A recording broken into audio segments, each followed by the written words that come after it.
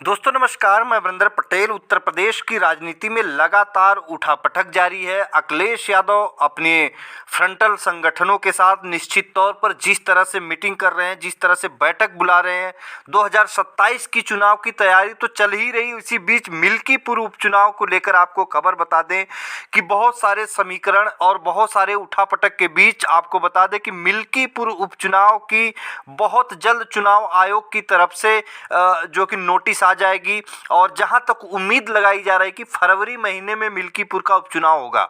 इसका जातीय समीकरण भी बताऊंगा और क्या है मिल्कीपुर चुनाव का सबसे बड़ा समीकरण जिसको लेकर भारतीय जनता पार्टी खेमे में हलचल और हड़कंप पैदा है। और निश्चित तौर पर मिल्कीपुर उपचुनाव से 2027 की 27 से पहले एक चुनाव लास्ट चुनाव माना जाएगा और इस पे एक परसेप्शन जरूर बनाने की कोशिश की जाएगी। हालांकि 9 सीटों पर जो उपचुनाव हुआ है उस पर किस तरह से हुआ प्रोग्राम ये सारी दुनिया ने देखा और जिस तरह से त्राही त्राही मची, चुनाव आयोग को बीच में एंट्री करना पड़ा, 12 अधिकारियों को सस्पेंशन लेटर देना पड़ा और जिस तरह से चीज़ें हुई है सोशल मीडिया उसका गवाह है, मेन स्ट्रीम मीडिया भी उसका गवाह है। और सबसे बड़ी गवाही चुनाव आयोग की एंट्री और उसके बाद जो है कि 12 पुलिस के लोगों को लगभग सस्पेंशन लेटर देना, ये अपने आप में बहुत बड़ा सवाल बना। लेकिन मिल्कीपुर उपचुनाव को लेकर जो अखिलेश यादव की बैठक हुई और अवधेश प्रसाद के बेटे अजीत प्रसाद को यहां पर समाजवादी पार्टी ने टिकट डिक्लेयर कर दिया है जब भी मिल्कीपुर का चुनाव होगा। लेकिन मिल्कीपुर चुनाव को लेकर अखिलेश यादव निश्चित तौर पर पूरी तरह से एक्टिव नजर आ रहे हैं, संगठन के साथ लगातार चर्चा कर रहे हैं। शिवपाल सिंह यादव मिल्कीपुर में पहुंच चुके हैं और योगी आदित्यनाथ जी अगर आप देखें तो कम से कम 6 या 7 बार मिल्कीपुर का दौरा वो कर चुके हैं, क्योंकि मिल्कीपुर का जो साख है निश्चित तौर पर एक अयोध्या से जब देखा जाएगा उसको लेकर भारतीय जनता पार्टी परसेप्शन बनाने की कोशिश में जुटी है। लेकिन अखिलेश यादव और श्री अवधेश प्रसाद जो मिल्कीपुर के जो अयोध्या फैजाबाद के सांसद हैं, उनके बेटे टिकट मिला है उनके बेटे को और अजीत प्रसाद चुनाव लड़ेंगे। लेकिन सबसे बड़ा यहाँ पर अभी तक रिकॉर्ड क्या है, चीज़ें पूरा बताऊंगा। चुनाव तो रामपुर में भी हुआ था और वहाँ पर लगभग 50,000 से 60,000 से लगभग भारतीय जनता पार्टी उपचुनाव में जीत गई थी। लेकिन जब फिर से लोकसभा का चुनाव हुआ 6 महीने बाद तो समाजवादी पार्टी लाखों वोटों जीत गई। आजमगढ़ में भी यही देखने को मिला, बस उपचुनाव में जीत गई भारतीय जनता पार्टी। लेकिन जब फेयर चुनाव जब लोकसभा का हुआ तो लगभग 71,000 से धर्मेंद्र यादव जीत गए। तो उपचुनाव एक सरकार का चुनाव होता है, ये चीजें स्पष्ट हो गई है। लेकिन फिर भी बहरहाल मिल्कीपुर सीट का समीकरण मैं आपको बता देता हूं। मिल्कीपुर चुनाव की बात करें तो यहां पर जो कि अनुमानों के मुताबिक इस सीट पे मतलब मिल्कीपुर सीट विधानसभा क्षेत्र में करीब सबसे ज्यादा 60,000 ब्राह्मण जो कि मतदाता हैं, एक तकरीबन एक अनुमानतः आपको जनसंख्या बता रहा हूं।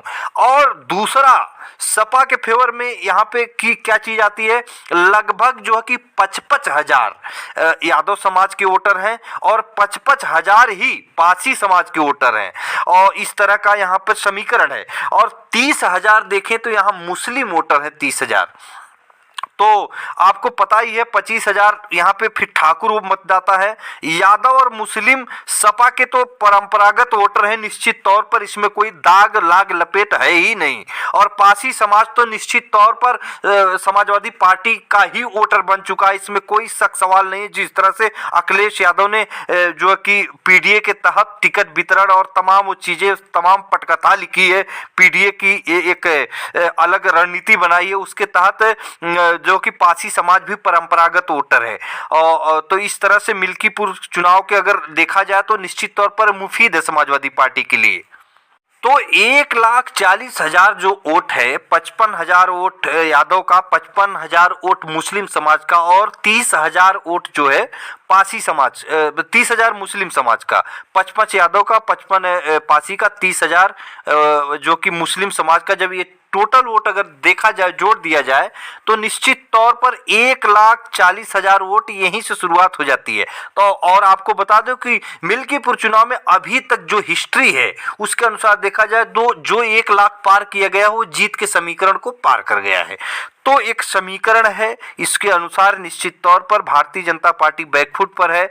लेकिन उपचुनाव है, उसके अकॉर्डिंग किस तरह का प्रशासन की रवैया रहती है और किस तरह का यहाँ पे सारी चीजें देखने को मिलेगी, आने वाला समय बताएगा। लेकिन समाजवादी पार्टी के फेवर में सारी चीजें हैं अभी तक, ये मोटा मोटा। और बाकी जो कि अलग अलग मौर समाज का भी, कुछ कुर्मी समाज का भी वोटर है।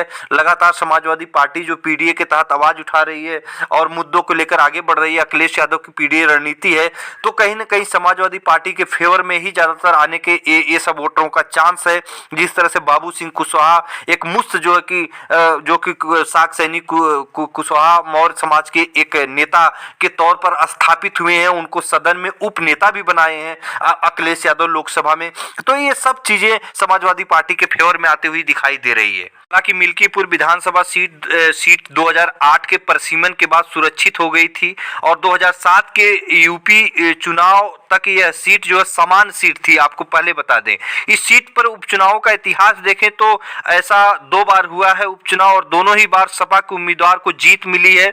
1998 में फैजाबाद सीट के सांसद चुने जाने के बाद यहाँ पे त्रिशदेन यादव जो कि के इस्तीफा से रिक्त हुई थी मिल्कीपुर सीट और समाजवादी पार्टी जीती थी। इससे पहले उपचुनाव में सपा के रामचंद्र यादव विधायक निर्वाचित हुए थे। इस सीट पर दूसरी बार उपचुनाव की नौबत 2004 में आई थी। वहां पे आनंद सेन यादव ने विधायकी से इस्तीफा देकर बसपा का दामन थाम लिए थे। तब हुए उपचुनाव में जो कि सपा के हाथों जो है जीत लगी थी। तो तमाम वो चीजें हैं, उम्मीदवार उस समय रामचंद्र यादव थे।